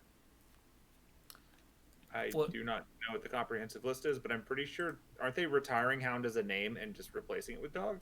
No, they said that most hounds are going to become dogs. Yeah. But, like, hound will not be a thing anymore, right? No, hound. I don't think hound will be a thing, but there are a few, and I saw a tweet. God, who was it who tweeted about this? Someone tweeted at WotC asking the hounds, the things that are right now hounds that won't become dogs, Are those like the demon-like ones, like the ones that are obviously not like flesh and blood doggos? And I did not see an answer to that, but that's my suspicion, that there are going to be some things that were hounds that aren't really appropriately dogs, and we'll just put them somewhere else, like demon or let's say lich. Everything's going to be a lich. All right then. I'm good with that. So yeah, okay, so we're jumping ahead slightly, but yeah, so dog is now a creature type in Magic. And Teferi brings back phasing in standard. So as far as I know, thus far, he's still the only card that has anything about phasing on it. But I also have not looked at any of this. So Teferi, Master of Time. Hang on, let's zoom in a bit here. There we go. Teferi, Master of Time, for 2 blue is a 3 loyalty planeswalker. Static ability: you may activate loyalty abilities of Teferi, Master of Time on any player's turn anytime you could cast an instant. So instant speed abilities. +1, draw a card, then discard a card. What was that? Nothing. I certainly was not talking about how much I hate this card and how it's terribly broken and is going to warp the format. It's probably a mistake, but go on, about please. That after he reads it. Yeah. Please. Yeah, so +1, draw a card, then discard a card. -3, target creature you don't control phases out. And then -10, take 2 extra turns after this one. But yeah, phasing. Yeah, so let me say a couple of things about Teferi. First of all, yes, I think this is a broken blue card. Yes, I think this is a mistake. Yes, I hate it. But flavorfully, oh my god, this card is so incredibly flavorful. Like, it's just a flavor win, right? This is Teferi incarnate. It's incredible from that standpoint. There are multiple artwork versions of this card, as they're talking about in the chat here, in fact. And each one they're the identical card mechanically, but different artworks that are representing like different planes, I think, that Teferi is shifting between. But let's talk about phasing for a moment, for those of you who weren't around for phasing. Okay, wait a minute. Before you go off, Wizards Magic has a reply tweet here that says all previous cards that were hounds are going to become dogs. Oh, okay. So they are going to do that. I saw that tweet that you were talking about too, and I don't remember who it was either, but that's really strange that I saw that and went, oh yeah, that's probably a good idea. I wonder what's not changing. But apparently they're changing them all? Evidently. I don't know why I thought that, unless there was some mixed messaging from somewhere else. From Wizards of the Coast? No. Okay. I know. It's madness that would be the case, isn't it? Anyway, back to phasing. Phasing is a really weird old mechanic.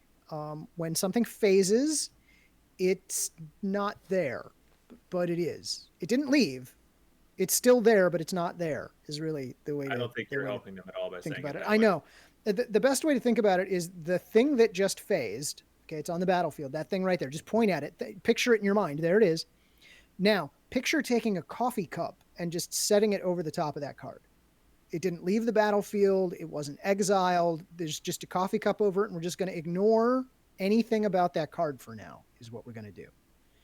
When it phases back in, you just take the coffee cup off. There it is. It's still there. It didn't enter the battlefield. It didn't change zones. It didn't do anything. It's just right there. Okay. The weirdest thing possibly about phasing in, because when it comes back, it phases in. Do you know when that happens? Anybody know when phasing in occurs? At the beginning of your turn. Okay, but where exactly at the beginning of your turn? Isn't it like is it before or after the untap step? It is before. It's the very beginning of the untap step. Yeah. Because otherwise, if it was tapped when it was phased out, it would still be tapped when it phased back in, and it wouldn't get untapped. So that's the only time it could happen. So that's when it happens. Yeah. Phasing as a mechanic is definitely a drawback. And I just want to say, like, I learned how to play Magic with phasing because my friend whose cards I was using had a lot of them. And the thing that I learned at the very beginning of phasing is that you play your creature, it's summoned sick. Can't attack with it this turn. Next turn, it phases out before you can do anything with it. The turn after that, it finally phases in. So 2 turns after you play this thing, you can finally attack with it. But that's for things with phasing, which For things with phasing. that is not the case here. Yeah. Yeah, and they even specify creature you don't control phases out. This is strictly a drawback for the enemy here. Also note that equipment goes with it. Auras go with it because it's not leaving the zone. Nothing goes away. Like, someone's gonna screw this up. Yeah, someone is definitely going to screw this up. Yeah, we should point out that the coffee cup thing, I think, came from JudgeCast. Yeah, that totally came from JudgeCast, but that is the best way I've ever heard described for phasing. I'm sure there will be an article going up on WotC at some point about how exactly phasing works, so that we all remember how it works. And there could be rules updates for phasings that happen. I don't know, but yeah. So phasing, watch for it. Nope. Tokens are weird. There's already a thing in chat. I thought that tokens do phase back in these days. I think they do now. They didn't for a while because one of the techs against Batterskull used to be that you would phase out the token, but I think that got changed. I think tokens do phase now properly. Yeah. Right. Phasing, if you ever get bored, look up the history of the phasing mechanic. It's freaking weird. Like, I don't want to confuse anybody, but it used to trigger some things and not others. When things would phase out, they would trigger things, but not when they phase back in. And it was all just bizarre. And now they've got it nice and simple. Just treat it like it's not there. Yep. And you're good. And there was a time when it triggered enter the battlefield and leave the battlefield stuff, but it doesn't anymore. Again, it's like it's there, but it's not. Put the coffee cup over it, move on. We both agree this card doesn't exist. If one of us blows up all the things, it's not here right now, it's fine. Yeah. Yeah. But yeah, the history of the rules of phasing is just weird. It's just a mess. And here is what I will say about phasing coming back, because I know it has been, I'm gonna call it divisive. Some people love it, some people hate it. Some judges are rolling their eyes. Here's what I'll say about phasing coming back. Thank God it's not banding. Target creature you don't control bands with target creature you don't control. That's right. The drawback is that you brought this card in, so your planeswalker is less loyal to you. Yeah, it's from a different era of game design. It's, I guess, as a time traveler, he's brought that mess home with him. Yeah. But yeah, you're right. Like, it specifically phases out, not the phasing mechanic. But let them tell us more about it. Don't even think about it right now. Who knows? They might change the rules. Whatever. Phasing is dumb. Phasing is dumb. But yeah, as of right now, as far as I know, Teferi is the only thing that mentions anything phasing out that they've shown thus far. Again, I haven't been paying attention, so it could be that there's another one somewhere, but I don't believe so. Because it hasn't shown up in the TMP Discord, and I think it would. Let's also not lose sight of the fact that you may activate loyalty abilities of Teferi Master of Time on any player's turn. Anytime and that's you why cast it's broken an as instant hell. is going to be a pain. It's just going to be annoying. Oh, yeah. So, okay, that's that. There's a whole mess of cards here that you can... whoops. There we go. There's a whole mess of cards here you can check out. Look, Including Azusa the Lost Ugin. But Seeking. Unexpected card of the day. The Ugin. The Ugin. Right? This is the first one, right? Yep. Yep. It's the Ugin. Yeah, the Ugin's getting a reprint. Tormod's Crypt, of all things. Bunch of new cards, because of course there are. New Liliana. Watch out for Spark Hunter Masticore. That's an important card. I'm saying it now. I like how the new Liliana is post-war the Spark Liliana when she's on the down low. Because she totally went in hiding. Is that hiding? Because she looks just like Liliana. Yeah, she looks like Liliana, but like as opposed to running around with a death army or living in a castle or any of the high life crap she used to do. Like, it's a plot point. That book was bad, but yeah. Oh, right. And they've made mill an official word. Oh, yeah. That is a thing that happened, and that's important and good. I don't know about either of those, but it does save a lot of card real estate. Yeah, that's why it's important and good. I think it was Teferi's Tutelage was the first thing they showed. When it enters the battlefield, draw a card, then discard a card. Whenever you draw a card, target opponent mills 2 cards. Which is what we've all been saying for literal years. Yeah. And years. Wait for it. And years. And they finally decided to put that on cards. It's so ubiquitous that when you play other card games, people still say mill. Oh, they do? Like, not on the cards, but Oh. verbally. It's like tutor. We know what tutor means, even if they haven't printed a tutor in a while. Like, it's shorthand. Oh, there's That is one right becoming- here, actually. Nice. Yeah, Grim Tutor right next to Liliana. Nice. Scrolling up. I was looking at Necromentia because I'm like, that's a lot of words. It's probably broken. Yeah. Grim Tutor. That makes sense. Yeah, search your library for a card, put it in your hand, shuffle your library, you lose 3 life. Sorcery, 1 black. Seems That's okay. Yeah.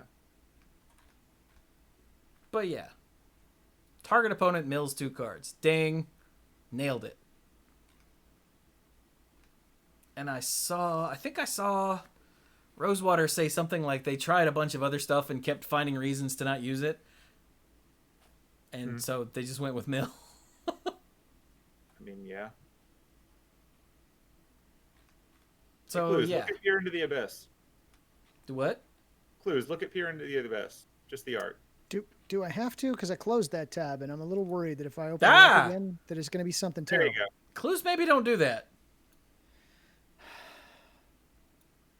What the? I've been so traumatized by, like, gestures It's everywhere. fine, Clues. that- It's a black card. What could happen?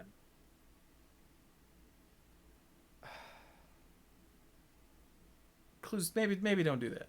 It just looks like 2020 to me. I'm sorry. It's Got way more eyes than that. That is a lot of eyes. All right, I'm gonna get off of this page now. Fair. Cause nah. yeah. At least it's not brain maggot. I mean, Thank there's goodness. a bar. All right, and then Rosewater has an article here. They're doing a new thing. Wait, Clues, you told us about this. Tell us about this. Yeah, so there's some neat stuff in this article. Someone in the chat was asking about Jumpstart, and seriously, what in the world is with Jumpstart? There's some stuff about Jumpstart in here, but that's not why I wanted to point it out. What I wanted to point out is, first of all, this is where you get an introduction to Baz Riquet. Did I say that right? I'm going to get that wrong. We don't okay. know.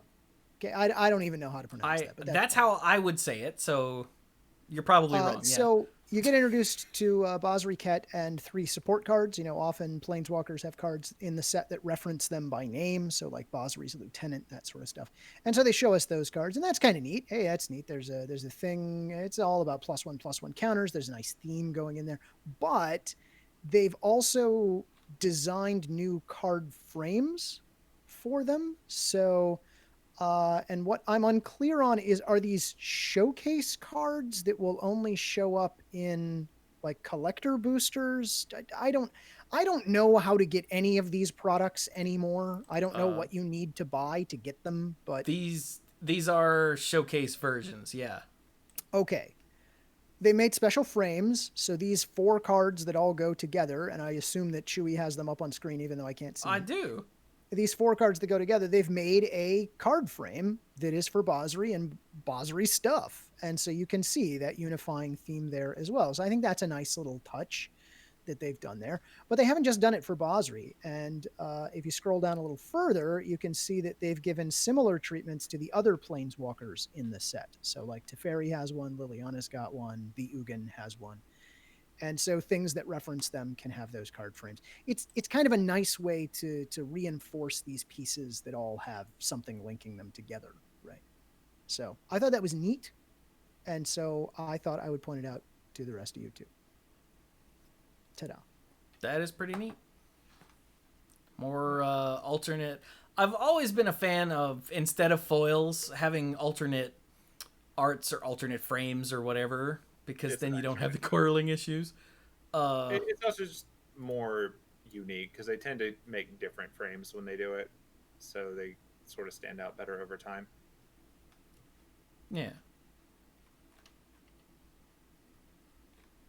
So, yeah, there you go. More stuff. Corset. Yay, corset, I guess. Hooray. Wait, are we done? Was that it? Yeah, the only other thing I'll point out is in one of the articles that was talking about the corset that I read today, they made mention of, hey, you know, a great thing about the corset is since it has no like unifying storyline theme, we can use it for reprints. Yeah, and that's why you shouldn't have gotten rid of the corset when you got rid of the corset a few years back. Because that's what it's for. It's for filling in pieces that we need for the metagame that don't necessarily fit with flavor in the other sets. You should have kept it all along, just like I said, but you didn't ask. At least you didn't ask me. Wait, did they not ask you? No, they didn't, and that's probably fair because I don't know what the hell I'm doing. That's really unfortunate. They asked everyone else. I told them to ask you. Yeah, because I've always liked corsets. I think they're great. Also, Chifuji resubbed for 17 months a while ago, and I didn't acknowledge it at the time because I think one of you was talking, we're talking, and I was or something. But hey, thanks, buddy.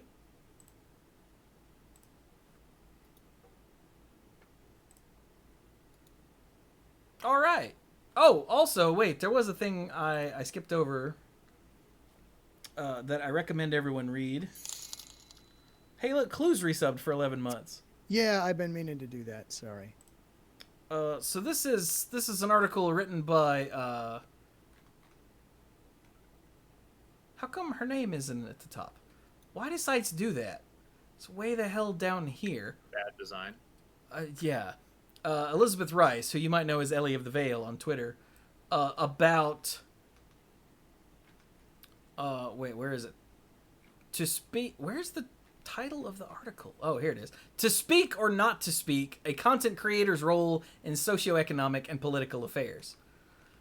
And sadly, I tried to open this up earlier and the website was down or something, and it wasn't. It's on blog.cardsphere.com. It wasn't loading.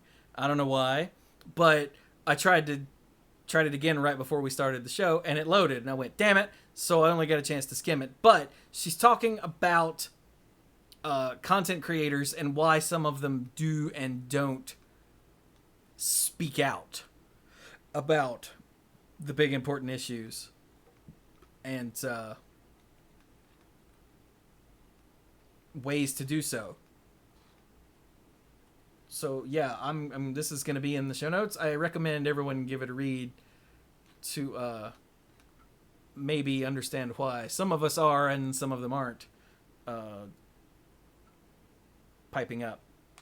We talked about some of that before with the whole don't want to piss WotC off and whoa, you little bastard. Is that your reaction whenever? Is there a spider? Not anymore, there's not.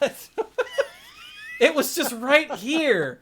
Like right in front of me, just coming down from the ceiling. Like some sort of nightmare fuel. Do you love how I've been podcasting with this guy long enough that I didn't even need to see what was going on? I could just tell from his tone of voice. I knew exactly what it was. It was just right there. Anyway, I don't remember what I was talking about. content creator. Right. Yeah, the whole not wanting to piss WotC off because so much of their livelihood might be tied to magic. I have been slowly, ever since I started with YouTube and streaming, I've been sure to divorce myself away from magic so I'm not like just magic, which gives me the freedom to go, WotC sucks, whenever WotC sucks. So, but not everyone has that. So yeah, give it a read. Like I said, the link will be in the show notes. I will also give it a read, like a full read, once we're done. But okay, speaking of being done, we're done. Yay! Yay! So what you guys got? Cause I'm done. Yeah, so you can find me on Twitter at SweetGoblinBob. There's no Iron Goblin because it phased out last turn and I couldn't be bothered to look up the rules and how that's coming back. You're trailing off against Squee. Am I cool? Now I'm conscious of it. Okay. Yeah, so repeating that, I guess. Squee Goblin above, no Iron Goblin, blah blah. Time travel to find out why. Other than that, I really haven't been tweeting all that much lately because my attention is split elsewhere. I've been playing my way through Crisis Core because I'm still feeling the FF7 bug right now, and I tracked down the ability to play Crisis Core. It's weird. It's really weird playing through a game from like 14 years ago. You know it was made 14 years ago because at one point someone walks up to Zach and tells them that he is, quote, the man now dog, close quote. So wow, the frame is confirmed. I screen capped it. I might post it on Twitter later. It's not a bad game. It was just like unexpectedly of its time. But yeah, it's been neat. I don't really know what I'm going to play after that. Theoretically, I should go back to playing the games I haven't finished yet, but I've just been enjoying not playing games on my computer because when I'm on my computer, I alt tab and then I look at stuff and then I'm sad. So I may just continue doing console games for a while. Other than that, yeah, same advice as last week. If you are going to be out and about for protesting, please remember that we've still got COVID going on. Please be as safe as you can. Wear your masks. Tell someone that you're going so that someone knows you're out. All the normal basic survival stuff. Be careful. There's 1,000,001 people who are more qualified than me to tell you how to do this safely, so look into things before you go. And then when you've done protesting, like if you reach the point where you're like, I can't do this anymore, please self-quarantine for a while because there's a good chance being surrounded by so many other people that you will get something, and specifically COVID. And you might not know for a week, and you really don't want to be responsible for spreading it if you can avoid it. So that's the thing. That's about all that I'm going to go for now. So, Clue.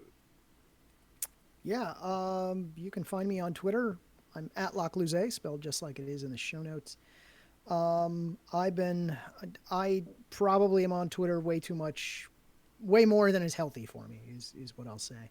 At this point, that's like being on Twitter. Yeah, it kind of is. Yeah, I'm really not looking at feeds, by the way. So, like, if you want to get my attention, you actually have to add me because, like, I'm depressed trying to read through it. Yeah, same. That's where we're all at right now. Same. Yeah. Except for me, I just every time I see some kind of like, mostly I've noticed for me it's police related brutality or lies or obvious nonsense or shenanigans. I retweet that immediately without even thinking. So, yeah. And I'll just echo some of Squee's comments. If you're going to be out there, be safe, or at least as safe as you can possibly be. If you can't be out there or you have to take a break from being out there, that's okay too. Don't beat yourself up about it. Not everybody can go all the time, but don't forget. And if you can, use your platform to amplify some voices. That's a really good way you can help. But the most important, the absolute hands down most important thing that you can do is make sure you are registered to vote and vote. the absolute number one most important thing you can do. So do that. And continue making sure that you're registered to vote. Yeah, check on that. Check early, check often. Yeah. Because purges and whatnot are sadly a thing. Yeah.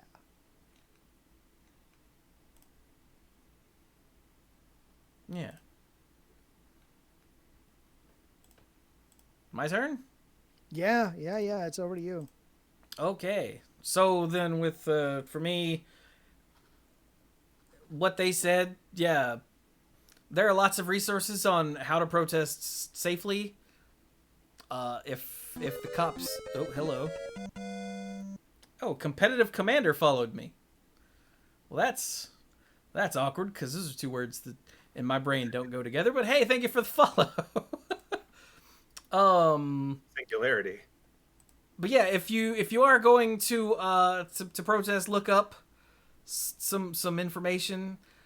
Like if the cops bust out and start beating on people and arresting people, be sure to shout out your name to people that are listening. If they are good protesters, they will be listening, so that they know, people know that you've been arrested, so you don't get disappeared, because that's a thing in the United States in 2020. Yeah.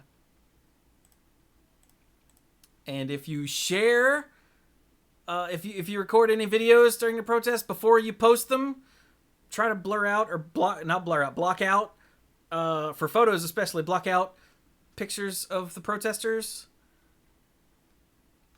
because bad things happen to people that protest later.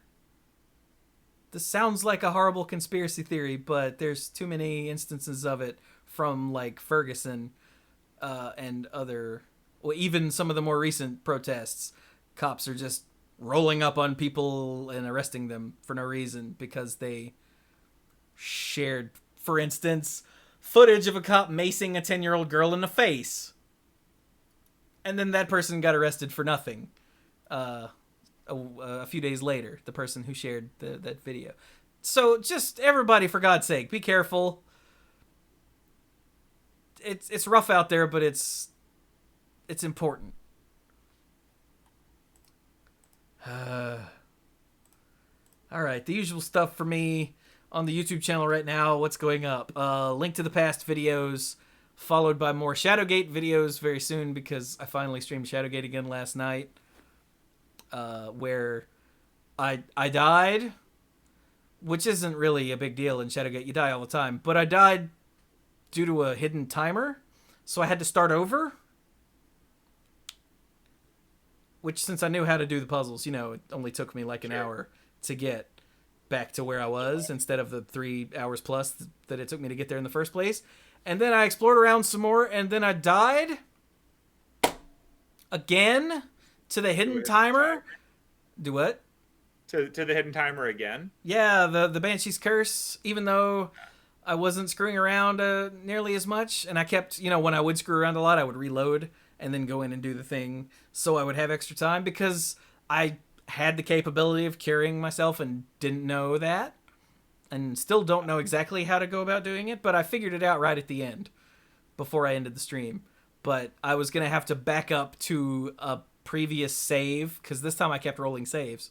I was going to have to back up to a previous save from like 40 minutes ago, and instead of doing that stuff, I was going to have to go figure out how to cure myself and then go back and redo all that stuff again. And I went, it's like 11 or 11:30, I'm done, I don't care anymore. So yeah. That's fair. Yeah, the Banshee's Curse is brutal if you Sounds don't good. know what's going on. I'm so used to video games in this day and age where if you die, you're like, well, damn, and you try again until you get it. But Yeah. with the hidden timer thing of the Banshee's Curse in the 2014 Shadowgate remake, you can't. Yeah, typically games that have some kind of clock that you can die from don't let you save during that window. Oh no, because you get the Banshee's Curse way early, and it takes Yeah. like between it's like 500 and 700 turns, which is actions, before it finally just up and kills you. Right. Yeah, like that's just a game design thing we don't really do anymore. But that wasn't in the original Shadowgate. That's in the 2014 That's weird. remake, That's which really isn't a weird. remake. It's a remake, not a remaster. So it's not just the same game with better graphics. It's better graphics and a lot of familiar stuff, and it's different. Yeah. So, yeah, it definitely keeps the feel of an old point-and-click game because that's twice now that the Banshee has killed me. I hate her.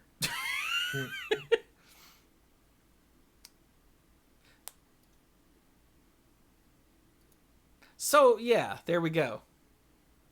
But that's what's going on the YouTube channel right now, and of course, Monday Night Magic and whatever else. Oh, and the Mana Pool. And when we don't record podcasts, usually we still stream and talking about other stuff, and those go up.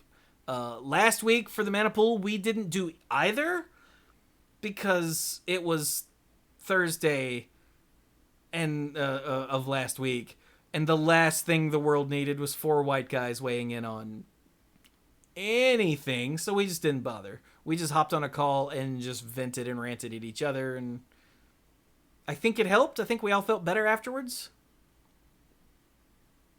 Or at least I know I did, so. Hey. But anyway, right.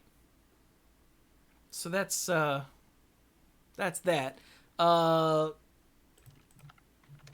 If you want to help support what I do, you can go to patreon.com/themanapool. You get YouTube videos early, you get the odds and ends, you get the sponsorship shout out.